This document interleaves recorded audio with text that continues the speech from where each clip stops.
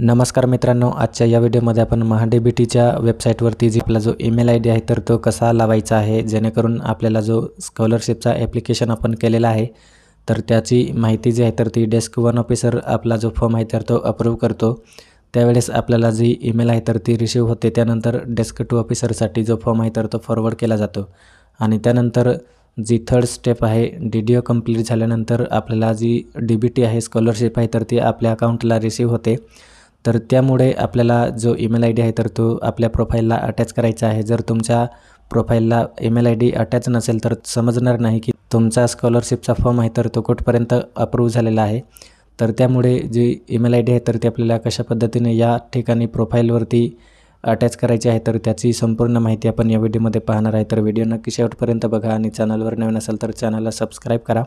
सर्वात पहिल्यांदा आपल्याला या ठिकाणी महा-डी-बी-टीच्या नवीन वेबसाईटवरती रिडायरेक्ट व्हायचं आहे आणि त्यानंतर सिम्पली आपल्याला जो लॉगिन ऑप्शन दिलेला आहे त्यावरती लॉगिन ऑप्शनवरती क्लिक करून सिटीजन लॉगिन या ऑप्शनवरती क्लिक करायचं आहे। त्यानंतर तुम्हाला लॉगिन करण्यासाठी दोन ऑप्शन मिळणार। तुम्ही जो महा आय डी तयार केलेला आहे त्याच्याने सुद्धा तुम्ही लॉगिन करू शकतात, अदरवाईज तुम्ही आधारने सुद्धा लॉगिन करू शकतात।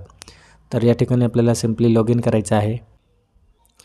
तर लॉगिन केल्यावर आपल्याला अशा प्रकारचा जो इंटरफेस आहे तर तो पाहायला मिळेल। तुमच्या स्कीम डिपार्टमेंट, तुम्ही ज्या स्कीमसाठी एलिजिबल आहे तर ते संपूर्ण माहिती तुम्हाला अप्लाय फॉर स्कीम या ऑप्शनमध्ये पाहायला मिळणार आहे आणि त्यानंतर तुम्हाला या ठिकाणी एक ऑप्शन मिळणार आहे। तर या ठिकाणी तुम्हाला सिम्पली ओके करायचं आहे आणि प्रोफाईल या ऑप्शनवरती क्लिक करायचं आहे।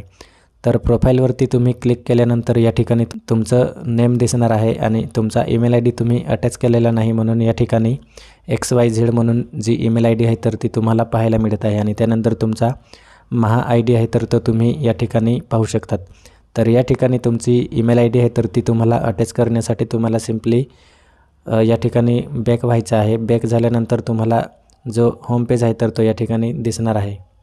तर या ठिकाणी तुम्हाला एक ऑप्शन पाहायला मिळणार आहे, या ठिकाणी पाहू शकतात महा-1 या ऑप्शनवरती तुम्हाला सिम्पली क्लिक करायचं आहे। महा-1 या ऑप्शनवरती तुम्ही जसे क्लिक कराल तुम्हाला या ठिकाणी तुमची जी महासारथीची आय डी आहे तर ती या ठिकाणी पाहायला मिळणार आहे। तर ती या ठिकाणी तुम्ही पाहू शकतात, पहिला जो ऑप्शन दिलेला आहे तुम्हाला महासारथी म्हणून, तर या ऑप्शनवरती तुम्हाला सिम्पली क्लिक करायचं आहे। जसे तुम्ही महासारथी या ऑप्शनवरती क्लिक करणार तुम्हाला तुमचा जो महा आय डी आहे तर तो या ठिकाणी पाहायला मिळणार आहे आणि लास्टला तुम्हाला एक नेक्स्ट ऑप्शन दिसणार आहे। तर सिम्पली आपल्याला नेक्स्ट या ऑप्शनवरती क्लिक करायचं आहे। तर जसे तुम्ही नेक्स्ट या ऑप्शनवरती क्लिक करणार तुम्हाला अशा पद्धतीचा जो इंटरफेस आहे तर तो पाहायला मिळणार आहे। तर या ठिकाणी तुमची डॉक्युमेंट वगैरे आहे तर ती ऑटोमॅटिक फिल झालेली असणार आहेत। त्यानंतर तुम्हाला या ठिकाणी एक ऑप्शन दिसणार आहे, 3 लाईन तुम्ही या ठिकाणी पाहू शकतात। तर सिम्पली तुम्हाला या 3 लाईनवरती क्लिक करायचं आहे आणि या ठिकाणी डाव्या साईडला तुम्हाला माय इन्फॉर्मेशन, माय डॅशबोर्ड, कन्सेंट मॅनेजमेंट, सपोर्ट आणि लास्टला तुम्हाला एक प्रोफाईलचा ऑप्शन दिलेला आहे। तर सिम्पली तुम्हाला प्रोफाईल या ऑप्शनवरती क्लिक करायचं आहे।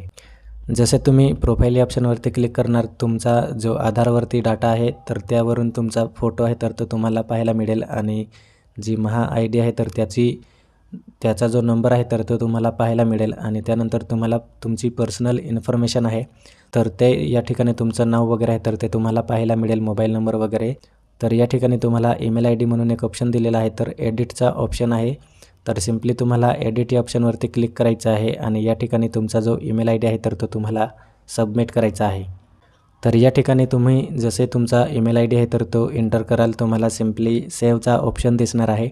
तर या सेव्ह ऑप्शनवरती सिम्पली क्लिक करायचं आहे। जसे तुम्ही सेव्ह या ऑप्शनवरती क्लिक करणार तुमच्या ईमेल आय डीवरती जो OTP आहे तर तो या ठिकाणी पाठवलेला आहे। तर जसे तुम्ही तुमचा ईमेल आय डी प्रोव्हाइड केलेला आहे तर त्यावरती एक OTP येईल आणि तो OTP तुम्हाला या ठिकाणी एंटर करून व्हेरीफाय या ऑप्शनवरती सिम्पली क्लिक करायचं आहे।